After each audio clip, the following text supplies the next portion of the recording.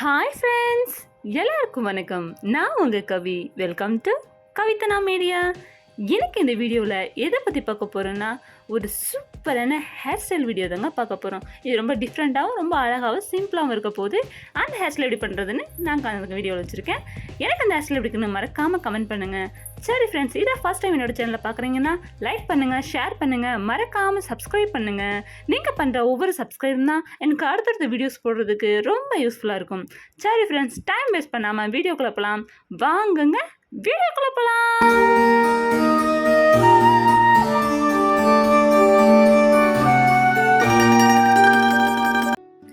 அதுக்கு ஃபஸ்ட்டாக நான் ஹேரை ஃபுல்லாக சுத்தமாக முடியல சிக்கே இல்லாமல் ஃபுல்லாக கோம் பண்ணி சிக்கை ஃபுல்லாக எடுத்து வச்சுட்டேன்.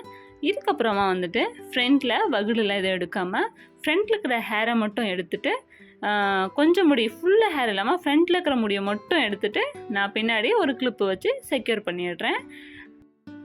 அது பார்க்க ரொம்ப மொட்டையாக வளைச்சிருக்கிற மாதிரி இருந்துச்சுன்னா முன்னாடி கொஞ்சமாக குட்டி குட்டியாக இருக்கிற முடியை எடுத்து விட்டுருங்க. எனக்கும் அப்படி தான் தோணுச்சு. நான் ஏன்னா அதிகமாக அப்படி ஏற்றி வர மாட்டேன், மேல் பக்கமாக உச்சி சேர்த்து வர மாட்டேன். அது மொத்தமாக இன்றைக்கி வலிச்சு வாரினதுனால என்னமோ ரொம்ப சொட்டையாக இருந்த மாதிரி ஒரு ஃபீல் ஆனதுனால முன்னாடி கொஞ்சமாக முடி எடுத்து விட்டுட்டேன். இந்த ஹேர் ஸ்டைல் பண்ணுறதுக்கு நம்ம தலையில் கொஞ்சம் கூட சிக்கே இருக்கக்கூடாதுங்க. அதனால நான் தலையில் இருக்கிற சிக்கை ஃபுல்லாக நல்லா உடச்சி விட்டுட்டு அதுக்கப்புறம் இதுக்கப்புறம் கை வச்சு தான் நம்ம ஹேர் ஸ்டைல் பண்ண போகிறோம். இந்த சைட்லேருந்து அந்த மேல் பக்கமாக குத்தின முடிக்கு கீழமாக கொஞ்சமாக முடியை எடுத்துகிட்டு அதே சேம் இந்த பக்கமாக கொஞ்சம் முடியாக சேர்த்து எடுத்துக்கிறோம். எனக்கு வந்துட்டு ரொம்ப நிறைய இப்போ போட்டால் பெரிய பெரிய பின்னல் வருன்றதுனால நான் கொஞ்சம் கொஞ்சமாக எடுத்திருக்கேன். நீங்கள் நிறைய கூட எடுத்து பின்னலாம், ரொம்ப அழகாக இருக்கும் பார்க்குறதுக்கு. ஆனால் நீங்கள் மீடியமாக எடுத்து பின்னுங்க, நிறைய பின்னல் வரும், அப்போ அழகாக இருக்கும்.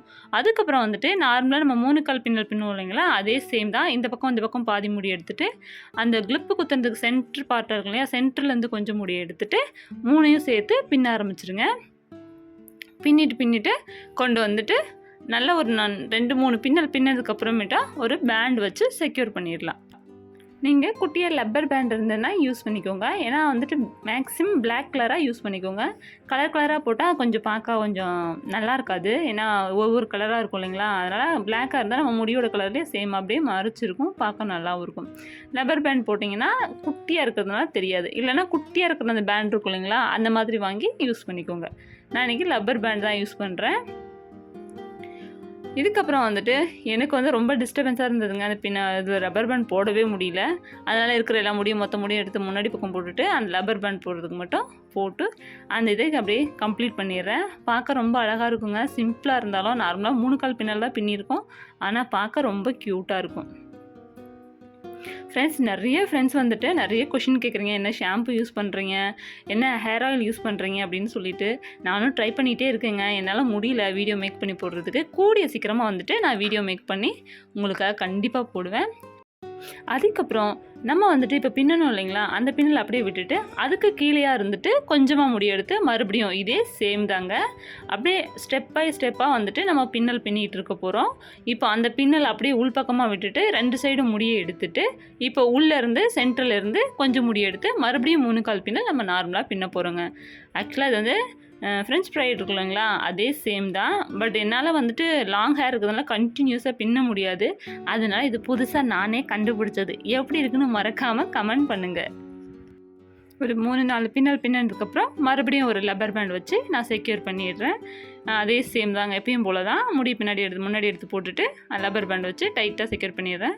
என்ன ஒரு விஷயம்னா, இதை நீங்கள் பின்னும்போது டைட்டாக பின்னணுங்க. லூஸாக பின்னணுன்னா ஒரு மாதிரி முடி சைடில் அப்படியே இறங்கி கொலன்னு ஒரு மாதிரி பார்க்க நல்லா இருக்காது. டைட்டாக பின்னனிங்கன்னா பார்க்க அப்படியே இந்த ஸ்டெப்பாக ரொம்ப அழகாக இருக்கும். அதுக்கப்புறமேட்டா மறுபடியும் அதே சேம் அந்த முடியை அப்படியே விட்டுட்டு மறுபடியும் பின்னாடி இருந்து சைடில் 2 பக்கத்தில் இருந்து மறுபடியும் அதே சேம் முடியவை கொஞ்சம் கொஞ்சமாக பிரித்து எடுத்து பின்னல் பின்னிக்கிறேன். நான் 3 பின்னல் தான் எடுத்தேன். அதுவே கீழ் வரைக்கும் வந்ததுனால 3ஆக பிரிச்சுட்டு first part, second part, third part 3ஆக பிரித்து பின்னல் போட்டு அதே மாதிரி லப்பர் பேண்ட் வச்சு செக்யூர் பண்ணிடுறேன். இதுக்கு முன்னாடி வந்துட்டு ஒரு காலேஜ் கோயிங் கேர்ள்ஸுக்கு வந்துட்டு எந்த மாதிரி ஹேர் ஸ்டைல் பண்ணலான்னு ஒரு ஹேர் ஸ்டைல் வீடியோ போட்டிருந்தேன். அந்த வீடியோக்கு நல்ல ரெஸ்பான்ஸ் இருந்தது.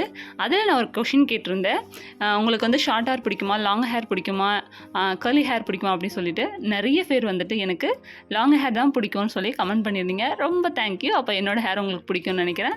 Okay friends, thank you so much. எனக்கு சப்போர்ட் பண்ணுறவங்க எல்லாத்துக்கும் ரொம்ப நன்றி.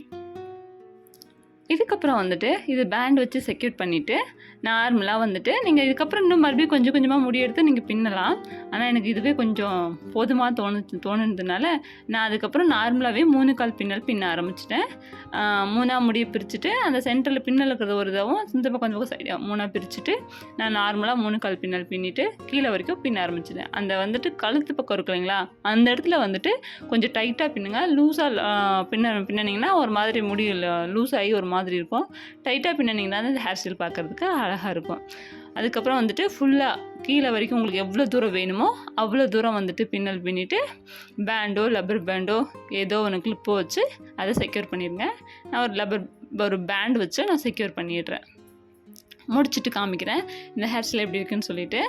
இது வந்துட்டு கொஞ்சம் மாடர்னாக இருக்கிற ட்ரெஸ்ஸுக்கு ஜீன் போடுறதுக்கெல்லாம் வந்துட்டு லாங்கர் கேர்ள்ஸ்க்கு வந்துட்டு இது ரொம்ப யூஸ்ஃபுல்லாக இருக்கும்னு நினைக்கிறேன் இந்த ஹேர் ஸ்டைல். நான் வந்துட்டு ஜீன் இது மாதிரி நான் யூஸ் பண்ணேன்னா நான் இந்த ஹேர் ஸ்டைலில் தான் யூஸ் பண்ணுவேன். எனக்கு எப்படி இருந்திருக்குன்னு மறக்காமல் கமெண்ட் பண்ணுங்கள். ஓகே ஃப்ரெண்ட்ஸ், இந்த வீடியோ கண்டிப்பாக உங்களுக்கு யூஸ்ஃபுல்லாக இருக்கும்னு நினைக்கிறேன். இந்த வீடியோ பிடிச்சிருந்துச்சுன்னா என்னோட சேனலை சப்ஸ்கிரைப் பண்ணிக்கோங்க, லைக் பண்ணுங்கள், உங்களுடைய ஃபீட்பேக் எனக்கு கமெண்ட் பண்ணுங்கள், ஷேர் பண்ணுங்கள். Okay friends, thanks for watching. Bye. Tata.